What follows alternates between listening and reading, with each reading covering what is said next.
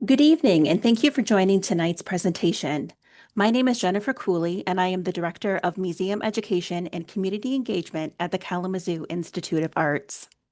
This virtual lecture is presented as part of our Artful Evening series, which takes place on the third Thursday of every month, featuring talks, interactive workshops, and more programming led by world-class artists and scholars.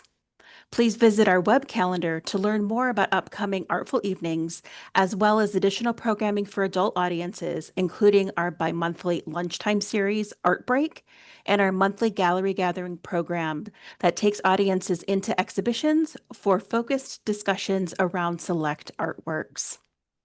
A few housekeeping points before I introduce our speaker.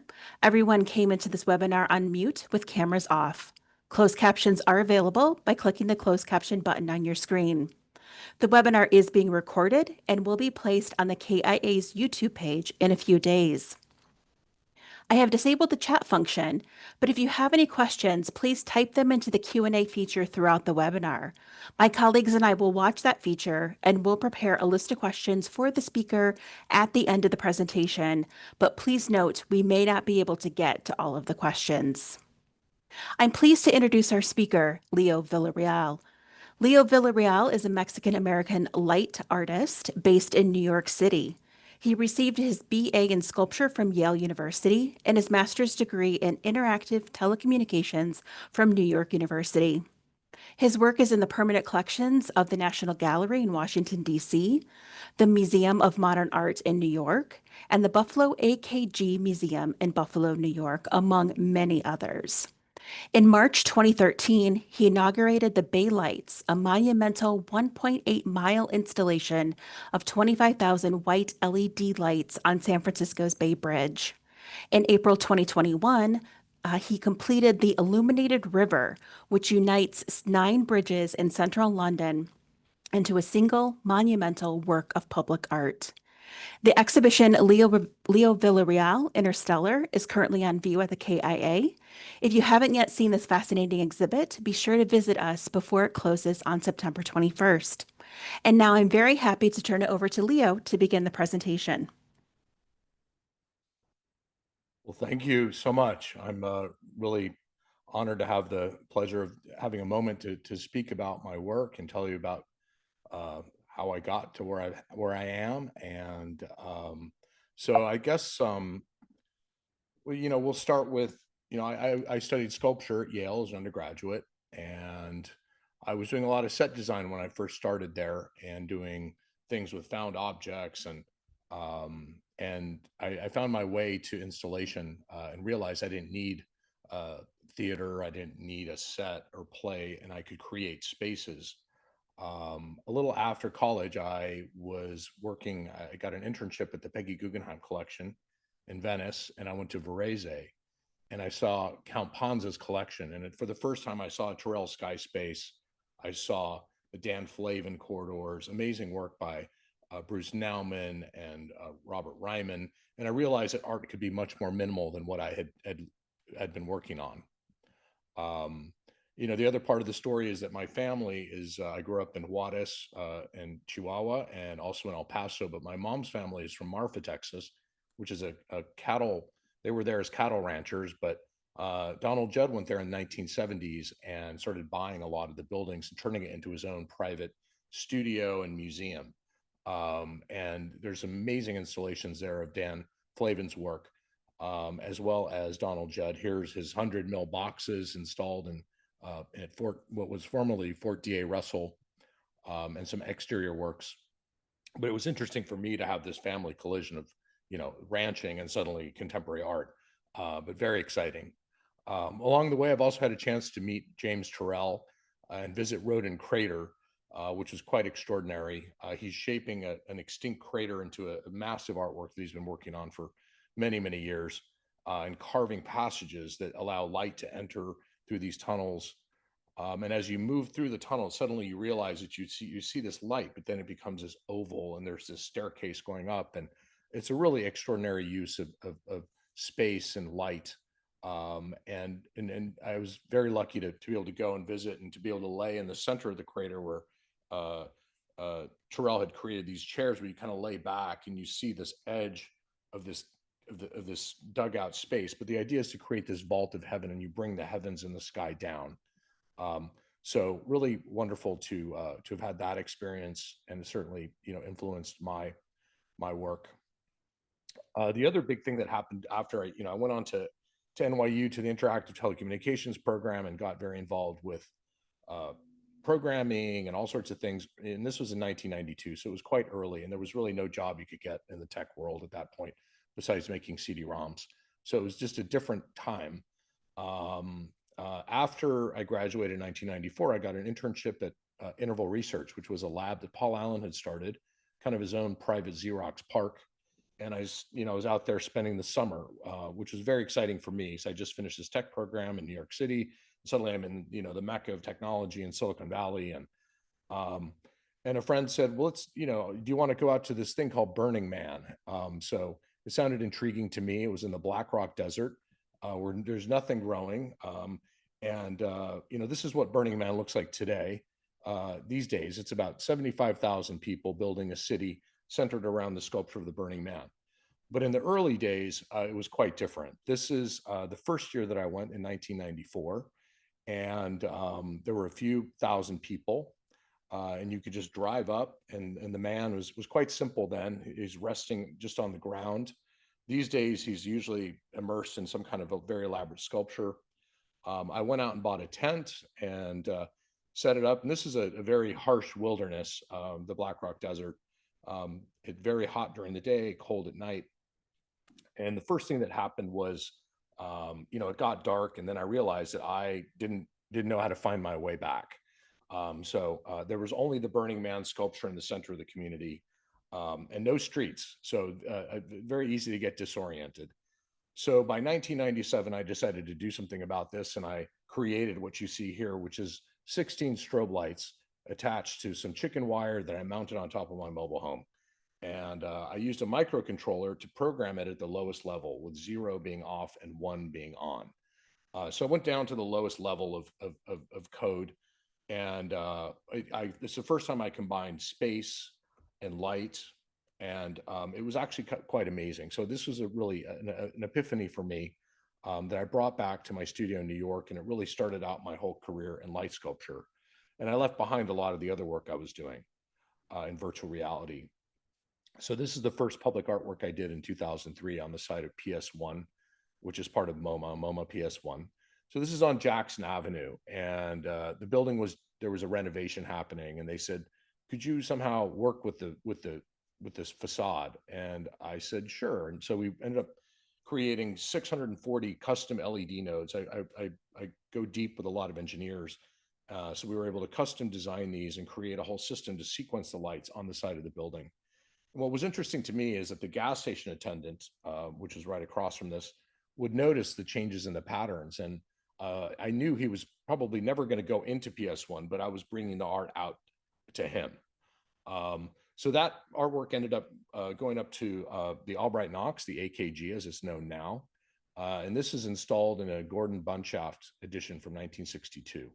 So it was exciting to bring that, not just a construction site and mesh, but actually to a real piece of architecture, and to integrate a piece. And you can see the Beaux-Arts building reflected in the Bunshaft building. And now there sits yet another installation in the center. So the AKG is a very dynamic and exciting place and continues to evolve. But for me, it was exciting to work with code and a different kind of language. This is at the Nerman Museum in Kansas City. And really, again, I started increasing the amount of lights I was using. And I started working with Newton's laws and started to integrate physics and to create things attract and repel and to create these different systems of organization. I did another commission at BAM, the Brooklyn Academy of Music, and the facade of the Opera House, which was quite exciting. And this was supposed to be up for a few months, and it's actually still there today. That was, way back in 2007. So there's this trend of people falling in love with my work and wanting it to remain, which I really enjoy. And I think it's because it respects the architecture of its location, but then adds this other dynamic element. And there's also a synesthetic aspect to the work in that it it evokes, sound and music in a way. Um, I did this piece at the National Gallery in Washington, D.C. In 2008. This is a piece called Multiverse, and it's in a connecting link between the East and West buildings designed by I.M. Pei. And it was always somewhat unresolved. And I was asked to think about it and what could I do. So I proposed installing 41,000 white LED nodes in this space and sequencing it with my custom software. And initially there was a lot of apprehension but when people saw it, they really their breath was taken away. And actually this piece is still there today, kind of amazingly, and really represents for me an evolution in the kind of layering and complexity of the sequences I was creating. So I'm very inspired by the kinetic activity of different sites and how to channel that, and also kind of taking people on a journey in a way. I started out in virtual reality in the early 90s and ended up creating these kinds of immersive journeys in another way, but engaging abstraction. So there's no text and no images in my work. Um, Here's another piece from a similar time in Washington, D.C., in a lobby. This is a color work that's also about 200 feet long, in a place called 1801 K Street. And it was a Skidmore, Owings, and Merrill renovation. And again, it was a different approach. And I've worked with, color all throughout. I started out with monochromatic, but I also love working with color and diffusion. So there's glass that's kind of softening the light and blending the colors.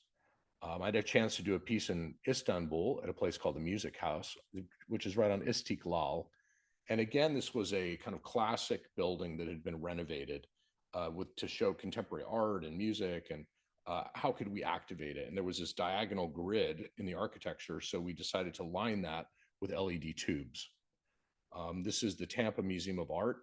Stanley Sadowitz was the architect who had created this double mesh system, and they had light at the top and bottoms, and it was shooting in the center of this facade, but they weren't quite sure what to do with it. So I took a look at it and realized that, wow, this could be kind of an amazing canvas. So I was able um, to activate that. Here's another work, I.M. Pei building, the Johnson Museum at Cornell. This is from 2012. And this is just a kind of a remarkable piece of architecture. And we wanted to, again, find a way to activate it. So we install this grid of white lights. This is a piece called Cosmos. It's a kind of nod to Carl Sagan, who taught at Cornell and was very involved. And it takes these kind of abstract forms, and a lot of the work is site specific. So I'll sit there night after night there underneath the piece, creating and trying. And I'm engaging concepts of emergent behavior and artificial life, meaning that I don't know in advance what it's going to be. So there's an element of improvisation and play and finding these patterns, making discoveries, and that's what become the building blocks for the artworks that evolve. And the pieces also are, the sequences are presented in a randomized order, so you never see the exact same progression twice. And more, I'm working with generative concepts, and I think it's quite exciting to make work that you can look at day in and day out and see something new in it. This is an artwork at Rice called Radiant Pathway. I've done a lot of work in academic environments, which I really enjoy, connecting with students. And this is sort of a biomedical building, but bringing, this blend of art and technology and code, I think is quite interesting, and using these very new kinds of materials, but always, rooted in concepts that have always inspired artists. So this brings this lobby space to life with these pathways. Here's another work called Hive, 2012. This is the first digital artwork that the Metropolitan Transportation Authority in New York has acquired, and it's hanging in the ceiling of the Bleecker Street subway station. So it's very accessible. And I was interested in kind of responding to the transportation network and the way people are moving around in the system, but actually reflecting that in light. So you see hexagons activate, or some single pixel within that moving, but there's this sense of being part of a system. And the artwork is working quite well day in and day out. and I often get to see it on my way to the studio, which is a lot of fun, and to see people interacting with it is really great. This isn't 2012 was a big year for me, and here's yet another work from that time at Madison Square Park, which is an amazing park in the center of New York City. It's sort of an outdoor, it's a very sophisticated place, and they have a fantastic art program. So they asked me to create a piece, and it's filled with equestrian statues, and it's very traditional. And I thought, what if we could? I'd seen this thing called a buckyball in the New York Times science section, and I was fascinated in the combination of hexagons and pentagons. And it turns out it's this building block in nanotechnology discovered by scientists at Rice and named after Buckminster Fuller. So I took these two forms and nested them, one 20 feet in diameter on the outside, and the center one is 10 feet, and then sequenced them with light. But I was interested in how this thing that exists on the nano scale, I could expand it to this monumental scale and present it in the center of Manhattan.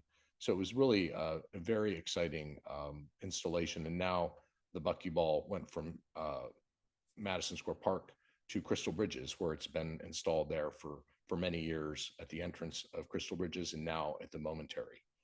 So it's really great to have the work there and to have a further life. Here's a piece at OSU, and again working with this idea of the hexagon and the LED node, and the architecture. So I really was interested in the way that the glass distorts and reflects the piece. So this is a hexagonal array, and again working with custom code. With this, we developed our own, another.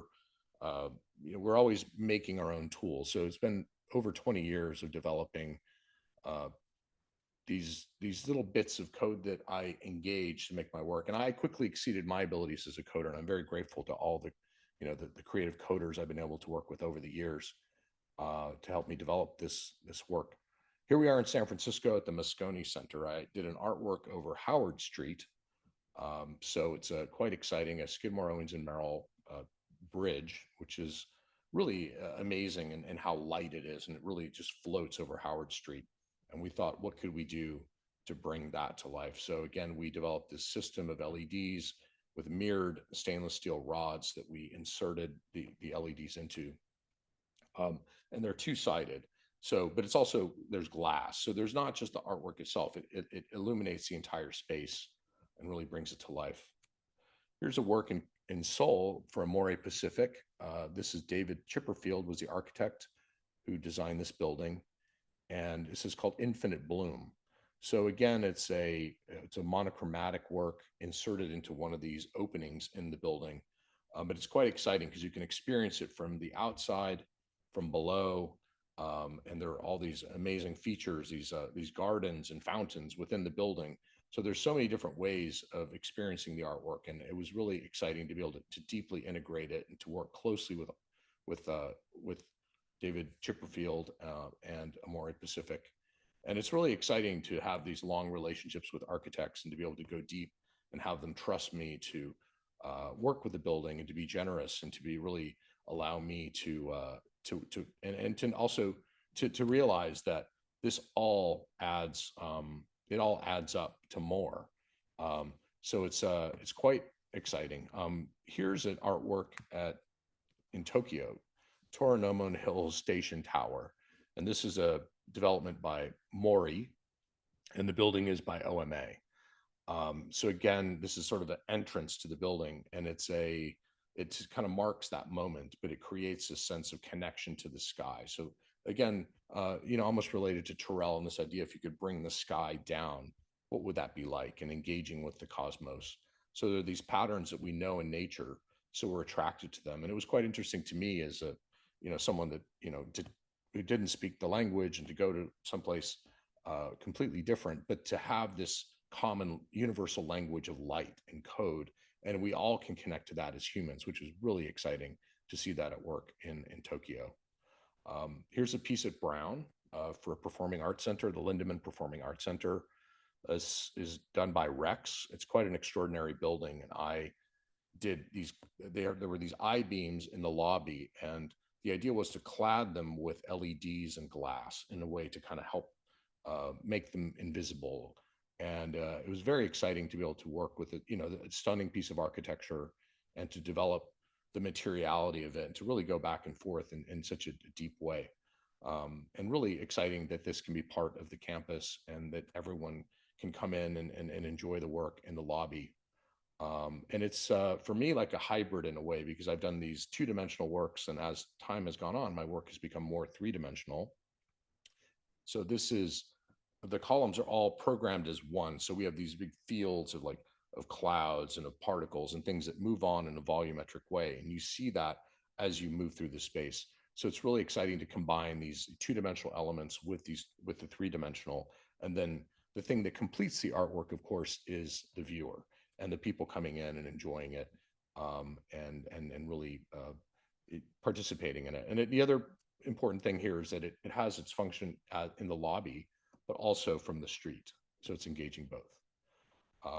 So this brings me to the Bay Lights. So this is, I was asked to think about the Bay Bridge as a canvas, and what would I do? And I thought, wow, this is exciting, but probably will never happen. But I made this animation myself using Photoshop and SketchUp and some different tools. And what it represents is 25,000 white LED lights attached to the suspender cables of the Bay Bridge. So we started showing this to Caltrans and some of the organizations that own and operate all the bridges and roads in California. And they got quite excited about the possibilities and said, well, maybe we can get a permit to do this. And it started actually it was 2.5 year process from initial idea to completion, which is kind of shocking. And we made a documentary about all of this called Impossible Light with Jeremy Ambers. And it's really tells a story of all the ins and outs and what it took to do this. But it's it's one thing to do this in Photoshop and 3D tools, but the Caltrans workers took me up to the bridge for a cable walk, which was quite exciting, and they gave me a harness, and you always had to be locked in with one of the clips, and we took a walk up the bridge, which is quite extraordinary. It's this section of the western span of the bridge is 1.8 miles long. It's 525 feet at its highest point. And it was a moment of wonder, but also of like abject terror. It really took a lot for me to kind of get it together to be able to walk up. And but it was also, I was overwhelmed with the beauty of seeing all the interaction of the clouds and the water and the light and the shadow of the bridge. And it really, I started thinking, wow, if I can translate this some way into my code. So I was inspired by the movement of the traffic. That was one thing, or the fog, and how can I boil down the movement of the water and the ripples into code? So that's sort of the perspective I was taking. And I'm not using cameras and photographic sampling and then taking that and mapping that to light. I'm creating things from the ground up using code, which is very important to me. So this was quite something.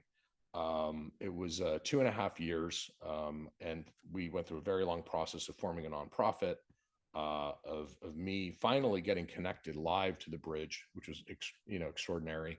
And we launched this in 2013, and it was just unbelievably exciting to see people's responses, because it took something that people took for granted, that didn't really pay attention to the Bay Bridge.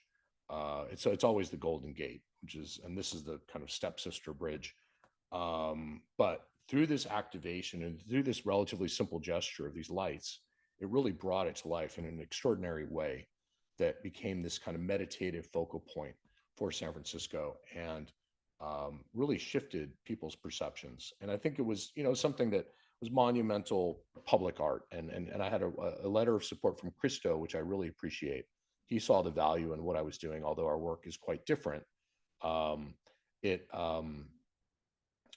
was, very meaningful, and that was something that I've thought always of, how do I help other artists and communities achieve something like this? And that was kind of the purpose of the documentary that we created. And I think it's very important to have a sort of a collaborative spirit. And but this piece ended up being up for 2 years. That's the permit that we had. And at the end of 2 years, it came down, and there was an uproar in San Francisco, and people said this has to come back. So we were able to raise more funds, reinstall the work, and it reopened in 2016 in conjunction with the Super Bowl in San Francisco, and it was part of the Super Bowl city, and we had fireworks, and it was kind of a really a civic moment, which was quite exciting. And the work was up until for 10 years, and until last year when we started to experience some technical issues because of the moisture vibration. It's a very tough place for any kind of electronics. But I'm excited to tell you all that we have raised more money, and we've developed a whole new LED node. And I'm hopeful that early next year we will install the bay lights again for another 10 years. So it's quite exciting that that work lives on, but it really is because the public has taken ownership of it, and they're passionate. Uh, so meanwhile, in London, city leaders were thinking about their bridges over the Thames and what could be done, because there was this issue of the bridges being completely dark at night. This is Millennium Bridge with no lights on at all, which is really unfortunate because it's a remarkable piece of architecture by Fosters and Partners.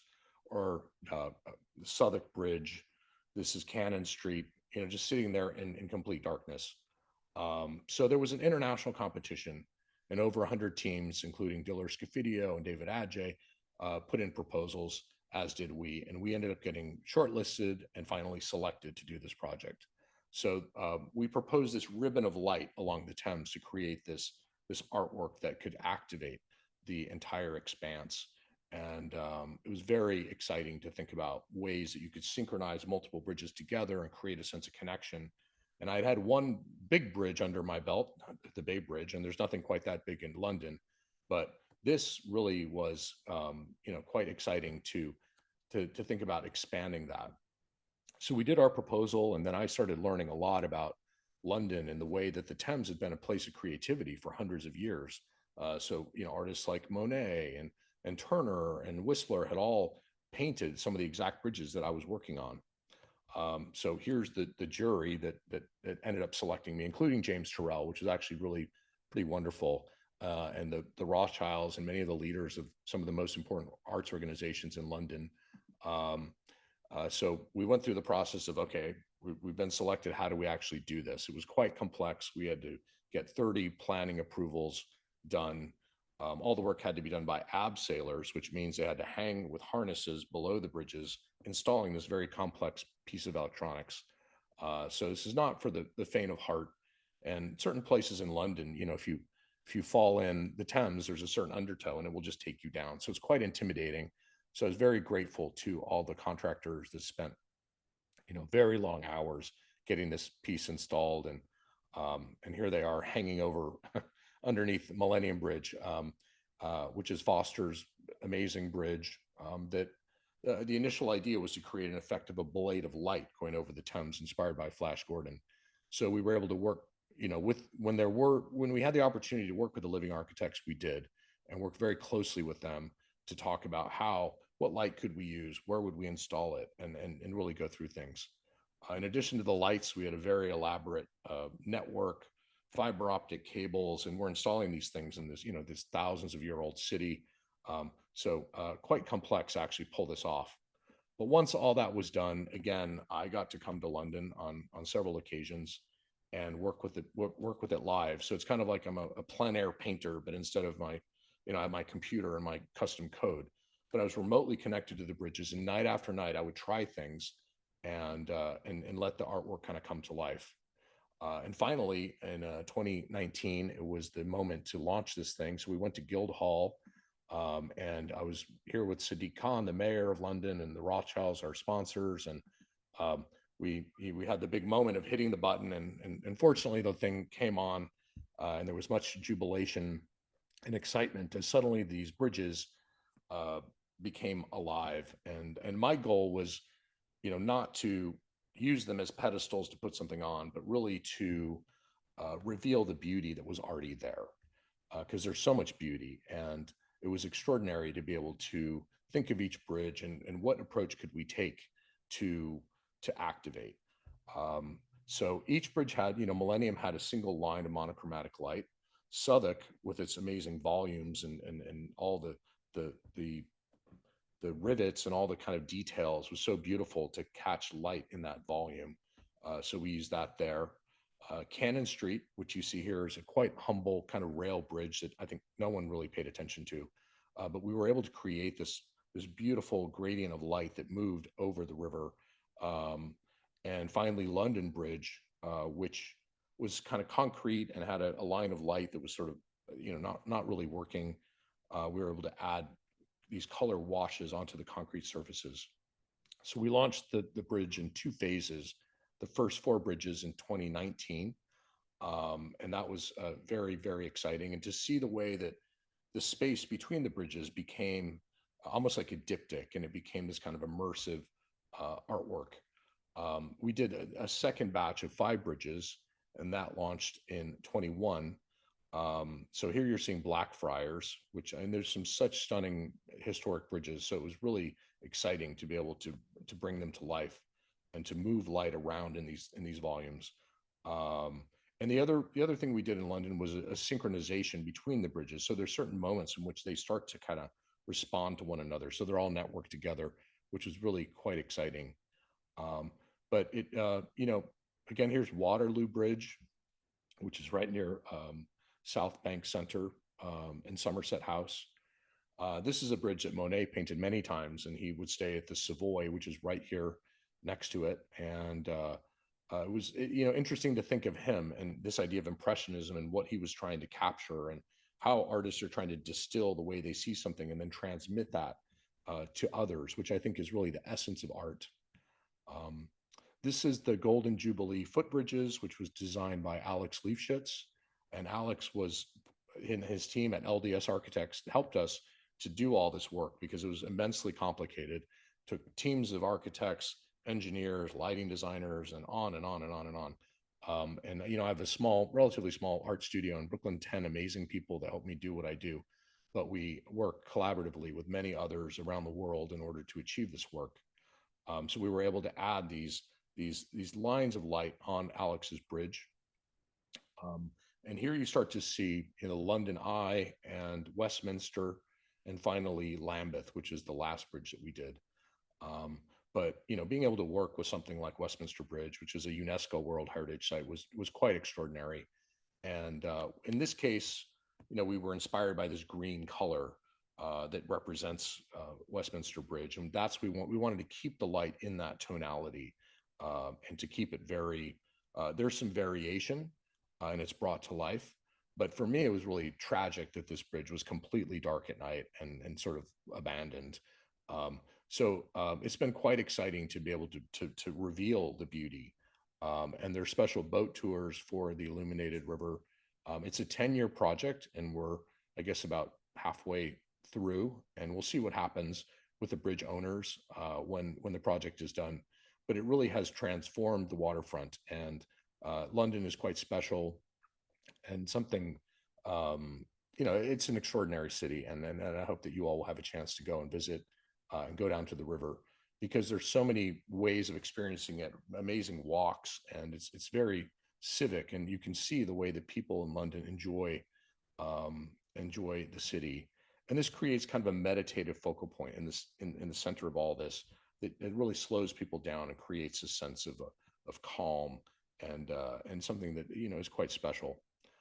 We launched the second phase of this in 2021, and we were just kind of coming out of the pandemic. So it was exciting also to see the Illuminated River as a symbol of rebirth, and something that, that despite all the darkness, this is something everyone could come out and see. They didn't have to buy a ticket. It's free and available to all. And it really represented, this moment of rebirth and excitement. And that despite, the darkness and the tragedy of it all, there was something to be hopeful about. So it was quite an honor to be selected to do this project, and it's ongoing. So I'll jump to 2022, when I was finishing up with the Illuminated River. I started hearing all this stuff about NFTs and generative art, and there was all this buzz, and I started thinking, well, what is this about? And we ended up developing two projects in 2022, one called Cosmic Reef and another one called Cosmic Bloom. So what you're seeing here are some mints and iterations. Um, and what was fascinating to me is how this stuff could exist in a purely digital form. Well, I've never done that. I'd always, I'm a light sculptor and I make the LED arrays that my work is shown on, and I'd never done anything quite like this. But in a way, it was like drawing or a sketch or something. And what had been created was a whole mechanism for a marketplace where people could buy and sell digital art, which is extraordinary using the blockchain and all these tools. So I found it absolutely fascinating and really enjoyed my experience with creating these iterations, which you all can see if you go to cosmicreef.io or cosmicbloom.io. All of the iterations that I've created are there at full resolution. Only one person can own them, but everyone can enjoy it at full resolution. And in a way, it's a little bit like public art in that it's available. So it took a little bit of for me to kind of come around to this idea. Um, but it actually ended up informing my work tremendously. And I realized the tools I created to make Reef and Bloom were tremendously useful in making light sculpture. So, after London and all this experience with learning about Monet and thinking about the atmosphere, and combining that with these kind of cosmic elements, it led to this body of work, these nebula pieces, and the show called Interstellar, which I did at Pace Gallery in New York City. And each nebula has its own distinct characteristics. It's a bit of a process of figuring out which piece which does what. So there may be a certain type of geometry, a certain palette, and then there's relationships between different works. So again, they're intentionally diffused, and in this age of very high resolution everything, I think it's refreshing to kind of go the other direction and just have to kind of withhold this idea of resolution and to make it mysterious and elemental. And it does require some time. But the other question I was asking myself is what does it mean to make a painting an abstract painting in the 21st century? So these works are obviously all digital and the wires go through the walls, but they're presented very much like you would present a painting show. And it was exciting to do that at Pace Gallery, a gallery that represents, Turrell and Rothko and many major artists. Um, the other interesting thing I did around that time was a project called Celestial Garden, which I showed at Guildhall in East Hampton. So people had been asking me, how would you display, these NFTs and what screen and all these kinds of questions. So I said, you know what, this is how I would do it. So we created an LED array, and then I used a vinyl membrane to soften the light and blur the light. So it really did create a very soft field of light. And I added two zero gravity couches, which you can see here in the foreground, which I first designed in 2001. The idea with the zero gravity couch is that you equally distribute people's body weight, and they can leave their body, because you can, it's used in virtual reality and by NASA. But I was fascinated with this, and so I started working with this form in conjunction with the light sculpture, and there was also a sound element to it. So it's really kind of taken off from these glimpses into the generative art and where that could go, and it's really become a part of my practice, and and quite exciting. And I continue to work with various iterations of this, and there's currently one that's on view at Yale in the Schwartzman Center in a 48-foot diameter dome. So I'm quite excited that this idea of the celestial garden can evolve, and we're very actively working on that, which is quite exciting. Which brings me to Kalamazoo. I'm so excited to be able to show my work um, with you all, and it's just really great that the work can travel and we can show more of the nebula pieces at different scales, and also a sampling of Cosmic Bloom, which for me is almost like the drawings, like the underpinnings. But to be able to show that along with the light sculpture and the diffusion is really wonderful. And I'm so happy that the work can be there and the people can be immersed in it. And for me, it's really about connection. And I've often described my pieces as digital campfires that gather people together. And for me, it's about that moment of the people getting together and being able to share something and having these focal points. So I'm really happy to be able to have the show up and for you all to enjoy it, and thrilled to be able to talk about the work. And I'm happy to answer any questions you all may have. Wonderful. Thank you so much, Leo. So, as you mentioned, we've got some time to answer questions. And as a reminder, if anyone in the audience has a question, please submit it through the Q&A feature on Zoom. But please note, we may not be able to get to all of the questions that you pose. And so, Leo, our first question is connecting to your work here at the KIA. And what I love most about your exhibit here is that each visit allows for a different experience. So, what advice do you have for folks about how best to approach and engage with your work? Well, because the work is non-repeating, it's all randomized, and you never see the exact same progression twice. I hope that in the viewer it creates a sense of relaxation. There's nothing that you missed. And there's nothing to get. There's no image that resolves. It's all highly subjective and very personal. So I hope that viewers can just relax and enjoy the work and use it in whatever way feels comfortable. I think the pieces are quite optically potent, and each one has its own personality.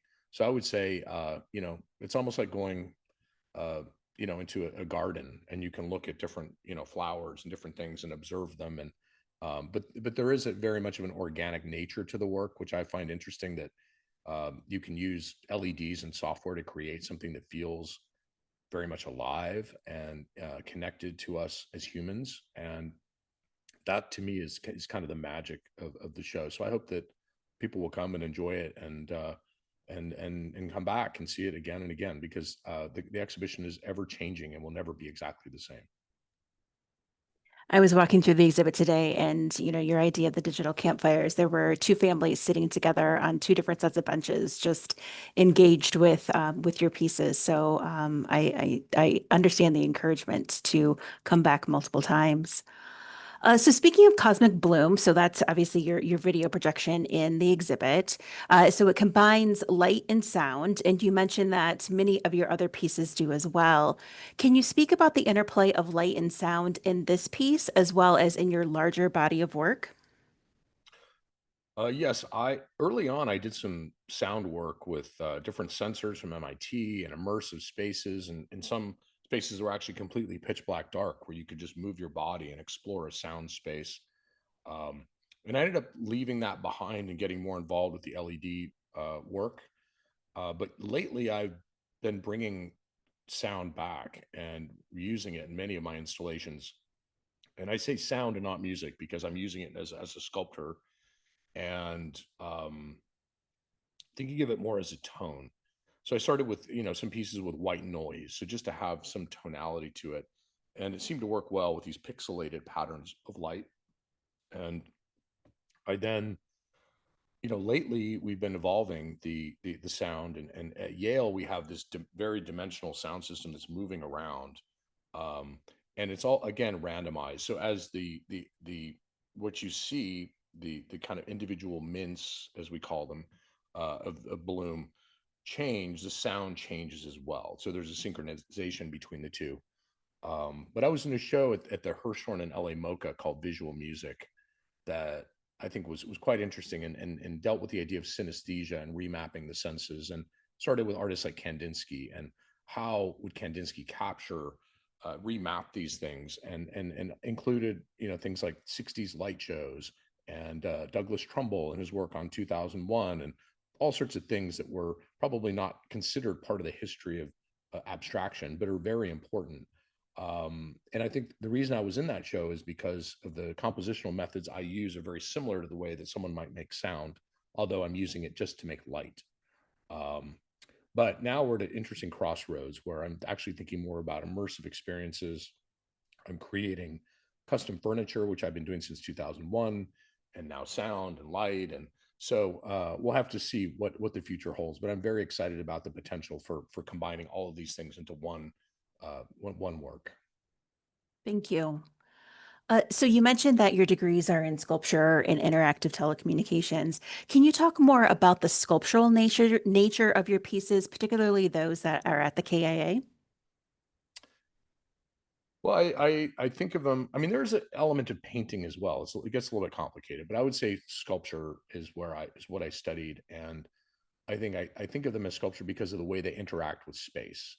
So they paint the space around them. So if you look at the show, and maybe not even look at the artworks, but just look at the field of color that each one is creating, the way that the gallery is becoming a space, and that everyone is immersed inside of it, I think is very, very interesting. And the ways you can create these pools of color and then sequence them throughout. So again, it's this engagement with architecture. So that's one thing I would say. Although there is very much of a painterly aspect to the work, and although it is about time, and that's one of the things that is essential about my work is it's all about time, and it's not about any one static moment. So yeah. All right, thank you. So many of your pieces respond to existing architecture or existing spaces. Can you talk more about how you approach a building or a space that is pre-existing and how it impacts your art creation? Well, we're asked often to think about existing spaces and what could we do, like the National Gallery, and it was a little bit problematic, and we were able to completely transform that space. And sometimes people say, well, it's not. I think there's so many opportunities out in the world to take spaces and things like the Bay Bridge, which is under recognized, and transform them with gestures. And um, I think that's very exciting. I'm working with a lot of amazing architects to design artworks in particular spaces. And that's really wonderful. And even now, I'm starting to get involved in some very early brainstorming before buildings are even built with architects to design something that's really where the light sculpture is deeply integrated into the building. So it's really shifting a lot for me. But I also like this idea of these kind of it's like a magic trick. You're kind of going in and doing something with architecture or a space and really transforming it with a fairly simple gesture. But I think it's very profound, and I think there's so many spaces around us in the world that need transformation. So I think there's a lot of opportunity for us to do a lot, and it's kind of the golden age of the tools that we have to create, to manipulate sound and light and video and LEDs are pretty extraordinary. And we have a lot of communities, maker communities, young people sharing knowledge. So this stuff is accessible. So I hope that more and more people, young people in particular, will get into art and technology and start experimenting and trying things. And there's a lot to do, and I hope that more people will join. Thank you. So, kind of along that same vein, you've created so many memorable artworks on both a large and a small scale. Are there any of those that stand out to you as one of your favorites? And then also, are larger projects or smaller projects particularly challenging? Are there benefits or takebacks to both? Yeah, it's I mean, it's hard to say which is your favorite. And they're all each piece has its own essence. And I love doing projects like the Bay Lights and the Illuminated River, but it takes years and years and years, and there's a ton of behind the scenes, and it's probably not for most artists, just the complexity of all the details and the work that goes into it. For me, it's tremendously rewarding to be able to do artworks like that tens, if not hundreds of millions of people will see. I mean, it's amazing to connect with an audience like that, and it's really a gift. But simultaneously, I love working in my studio and making discrete artworks that I don't have to fundraise for, and I don't have to get permission, and I don't have to go through all the things that you have to do these commissions. So it's a continuum. And the thing I've found interesting is that I might learn something on something like the Bay Lights that I'll bring back to my studio and apply to a smaller scale artwork, like a piece called Cloud Drawing, which I did afterwards, which mimicked the density of the lights vertically on the suspender cables of the Bay Bridge, and then had a gap of between them. So that's led to some interesting things, and I'm learning things in both ways. So it's all one big continuum, but there are different areas of the public artworks. There's work in architectural spaces. There's immersive installations, and I'm also working with Pace Gallery, and we're about to launch a show in Tokyo on September 5th, which will be my first solo show in Japan, which I'm very excited about. That's great. Congratulations. So you mentioned that you started out working in on theater sets. So even though you've moved away from that field, would you say that your current work has an element of the theatrical component? Well, I think it's I think it's more about immersion, and it's not there's not a narrative to it. So I would say, and I think there's not in a theatrical context you have the performers over here on one side, and then you have the audience on another. And I don't think I'm not that's not what's happening in my work. Everyone is a participant, and everyone can enjoy the work, and we're kind of blurring that line. So, you could actually go up if you were at a play, you'd actually go up on stage and move around and see it. So I like breaking that down and creating immersive spaces that people can be in and be in together. Um, so yeah, I think there's definitely some connections. Um, but I also think one thing that's inspiring to me is the idea of murals. And I spent a lot of time when I was young going to Mexico and looking at art in Mexico City and seeing the work of Siqueiros and Tamayo and Rivera, and these large expanses that have these that tell these stories. And a lot of times in some of the murals they go down to these microscopic levels, and they're telling these big cosmological stories of the sun and the moon and the planets and all these sorts of things. And I found that quite interesting. I'm staying away from the narrative elements and from the pictorial and representational, but I'm interested in evoking a lot of these things. And with my code, I'm able to create these hybrids of the cosmic bloom. So it's something in the cosmos, but it's also about the hidden geometry of flowers. Like Critchlow wrote an amazing book about that, and understanding flowers from a geometric perspective, and like what is a flower and what are the rules of a flower. But if you know that, you can then combine that with the cosmos. And when you look at it, we're with 100 kilobytes, I can create every time you run it a unique iteration that looks like like something from nature, something very way beyond what you would think you could do with 100 kilobytes. So it's exciting to be able to experiment with these things. Thank you. So you talked about the influence of other artists like Dan Flavin and Donald Judd early in your career. Are there any artists working today that you're watching or being influenced by?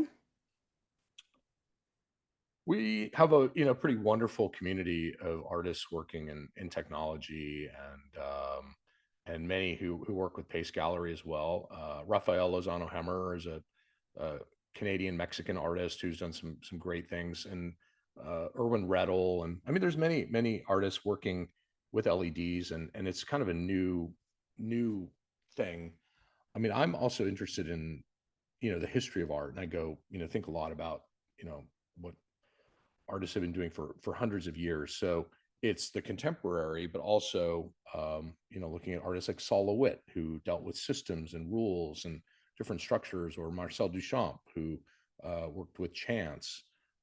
And so there's a lot of that, and I find, and that's one of the dangers of working with technology, is that it's very easy to let this technology take over, because a lot of the materials I'm using are used in advertising contexts. And what I've done is I've removed the advertising, and I've kept the kind of the dazzling and seductive nature of the material, but created a space that's open ended for the viewer to have this experience where they're not being directed and led and go here and do this and buy this. And it's not that which we're bombarded by all the time.